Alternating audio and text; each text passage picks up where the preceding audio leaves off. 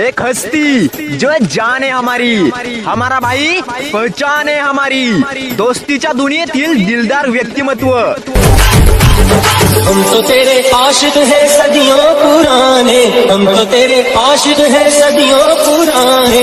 अरे ये सब हटा रे सावंगी घड़ा, चल अपना चला मर्द रंगड़ा दिला। कालेश्वरी ट्रेडर्स एंड सप्लायर्स विटा, आरबी फायनान्स विटा से सर्वा माननीय आकाश शेख संतोष भस्मे यांना वाढदिवसाच्या हार्दिक शुभेच्छा। शुभेच्छुक ऋषिकेश भैया भस्मे, धनराज पवार, पैलवान मदन मोरे, ऋतिक कांबळे, शुभम कुंभार, रोहित बिंगारदेवे व सर्व मित्र परिवार, डीपी उद्योग समूह व पार्वती ट्रेडर्स विटा।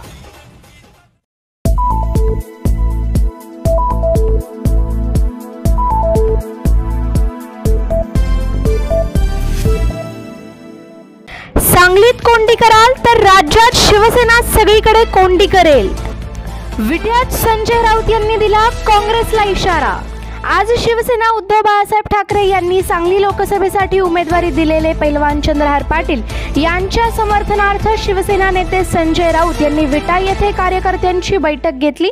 यावेळी बोलताना त्यांनी चंद्रहार म्हणजे सामान्यांची फौज असून ते जिंकल्याशिवाय राहणार नाहीत। त्यांची उमेदवारी उद्धव ठाकरे यांनी जाहीर केली असल्यामुळे ते महाआघाडीचे उमेदवार असतील, ही काळ्या दगडावरची रेग आहे असे सांगत काँग्रेसलाही इशारा दिला। पहा संजय राऊत काय म्हणत आहेत। एखाद्या सामान्य माणसाला, शेतकऱ्याच्या मुलाला, सांगलीचं नाव देशात उज्ज्वल करणाऱ्या खेळाडूला, एखाद्या उच्च शिक्षित तरुणाला,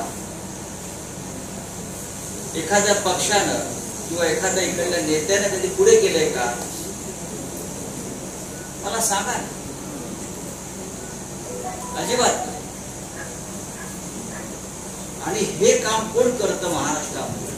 तर ते काम बाळासाहेब ठाकरेंनी केलं आणि हे काम शिवसेना करतं।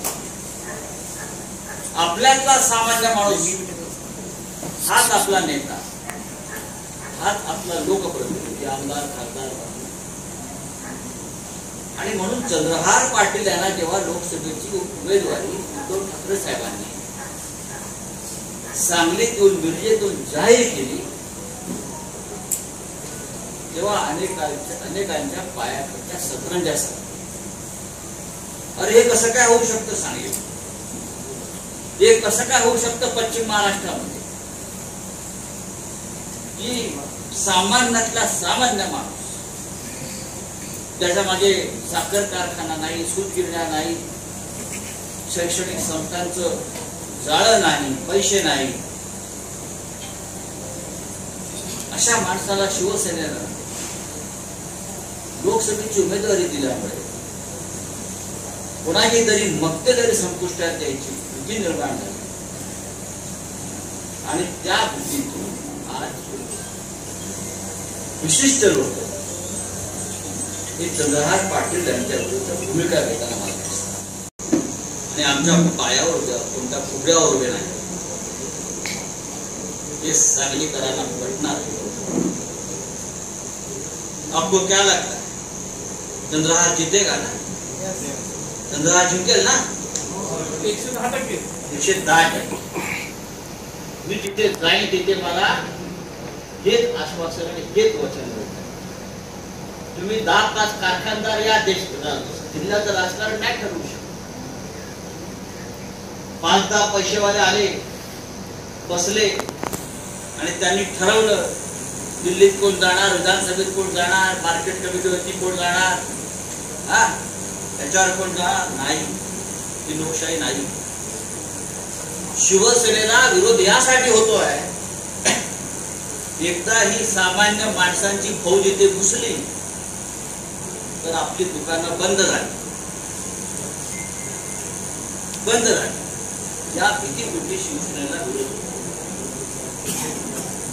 पण हा विरोध मोडून आम्ही पुढे जाऊ आणि सांगलीमध्ये शिवसेनेचा भगवा झेंडा फडकवल्याशिवाय आम्ही राहणार। गुजरात असेल तर नरेंद्र मोदी आणि ठरवून भारताला हरवलं, हे त्यांचंच कारवाईच्या हातात। त्या लोकांना परत या सट्टेबाजांना ज्यांनी देशाचा सट्टा बाजार केले त्यांना परत निवडून द्यायचं नाही हे लक्षात घ्या. उद्धव ठाकरे साहेबांनी शिवसेनेचे पक्ष प्रमुख यांनी चंद्रहार यांची उमेदवारी जाहीर केली. आता ती काळ्या दगडावर महाविकास आघाडीचेच उमेदवार आहेत आणि राहतील. ज्या कोणाला विरोधात भूमिका घ्यायची असेल त्यांनी आताच घ्यावं. आलात तर तुमच्या बरोबर, नाही तर तुमच्या शिवाय आम्ही जिंकून दाखवू. सांगलीमध्ये आमची कोंडी करण्याचा प्रयत्न करा तर जे ते कोंडी करतील त्यांना संपूर्ण महाराष्ट्रात आम्ही त्यांची कोंडी करून घरात बसवल्याशिवाय राहणार नाही.